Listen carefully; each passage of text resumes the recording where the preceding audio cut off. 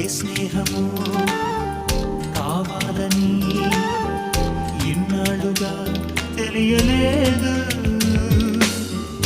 ఇచ్చేందుకే మనసుందని నాకెవ్వరు చెప్పలేదు. చెలిమి చిరునామా తెలుసుకోగానే రెక్కలొచ్చాయో ఏమిటో, ఎటో వెళ్ళిపోయింది మనసు, ఇలా ఒంటరయింది వయస్సు. ఓ చల్లగాలి